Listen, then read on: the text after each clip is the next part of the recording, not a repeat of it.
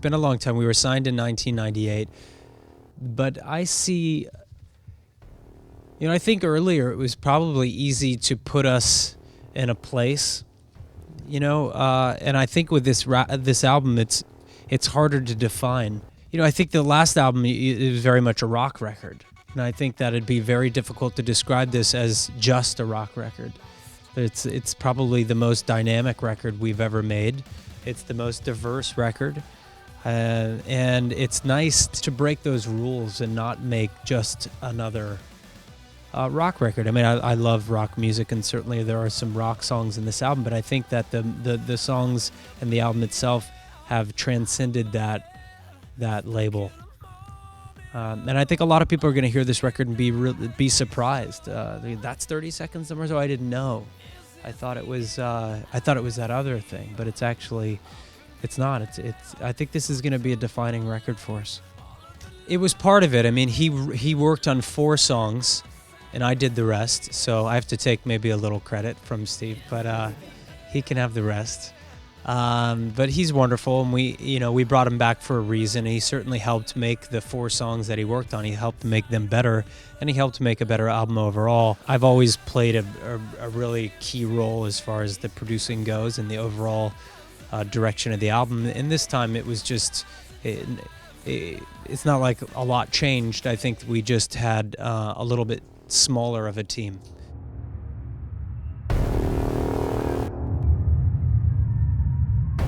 Took about 2 years. I wrote over 70 songs, and threw most of them out, kept the best 11, and or the most appropriate 11 songs. It was written and recorded all over the world, from India to Italy to France to California. And I think that our experiences around the world, the fact that we toured for 2.5 years, played 311 shows, broke the Guinness World Record for the longest tour ever. All of those things help to define this album. Whether it's a sunset in Asia, or a sunrise in Lebanon, or walking the streets of Milan, all of those things really help to define this record and open it up and make it more of a grander, broader, deeper experience.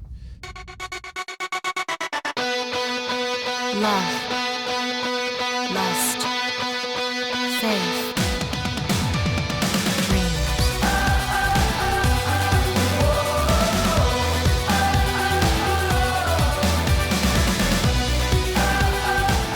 I like each of those words because they're all not even double entendres. They all have multiple meanings. I mean, you can take all of them literally or figuratively. And I also think that they're some of the most common words, but also some of the most powerful words. We all have a connection to love or lust or faith or dreams. We all have a story. We all have, incredibly important relationship to all of those words. And each of those words are used at least once in every song on the album. I kind of think about them as 4 cornerstones in life. If you don't have, you can't really live a fulfilling life without those 4 things, those ideas. 1,000 times I tempted fate, 1,000 times I played this game, 1,000 times that I have said today. I still have a movie career. You have to ask. Some people may say no. But yeah, I don't make very many films. I remember, it's funny, someone said the other day, the only other person to take 5 years off on his own accord, willingly, was Daniel Day-Lewis, and I think he was making shoes, right? Yeah, he was making shoes in Florence, so I was making shoes in another way. I was touring, and I made a film in December called Dallas Buyers Club, where I played a transsexual woman. I lost a lot of weight, got down about 116 pounds, but it was an interesting way to return to films And I think that it's going to be a pretty important role for me in terms of my career. I think it was some magic happened on the set. I feel pretty lucky to be able to spend most of my life making music and then still continue to make films when there are interesting films that come along. I'd like to make an Italian film. I love this film Gomorrah. What a fabulous film and great performances. Wonderful actors in that film. You are the love of my life, the darkness, the light. This is a portrait of a tortured you and I. Is this the end? The new video for 30 Seconds to Mars, it features the U.S.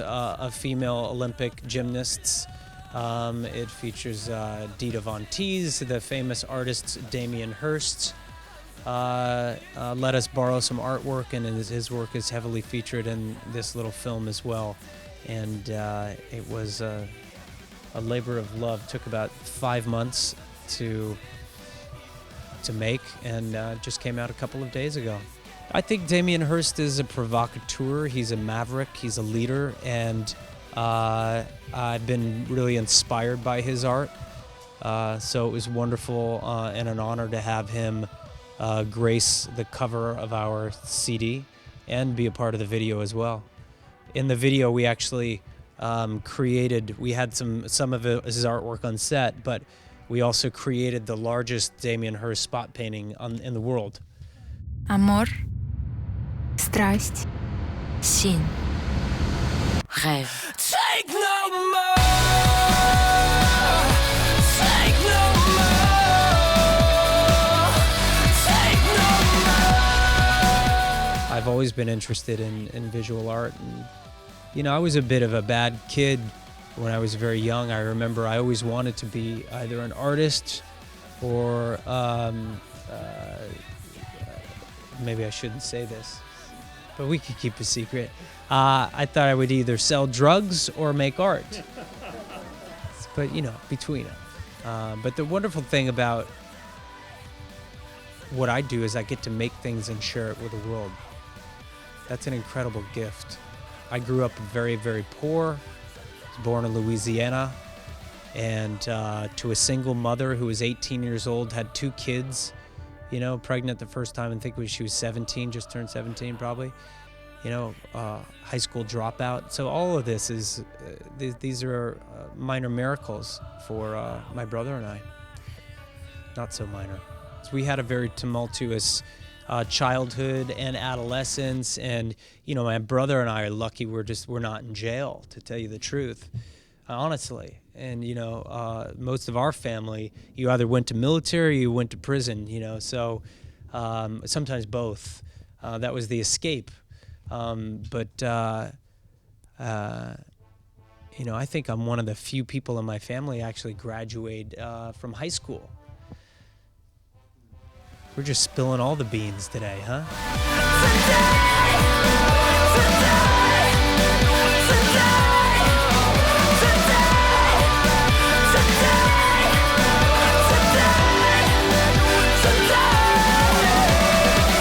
I'd like to make a really ambient record, a record that's not, some of the songs in this album, whether it's Bright Lights, Big City or Conquistador, or End of All Days, more introspective, quieter songs, not big bombastic rock songs, which I love as well.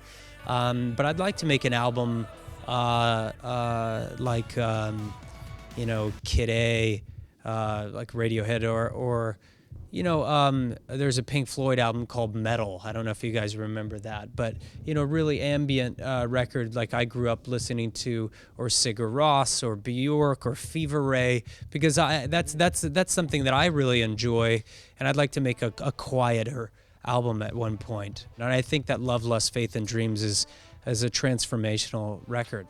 This has the response we've gotten to the single, to the video, the advanced response to the album is really unlike anything we've ever gotten before.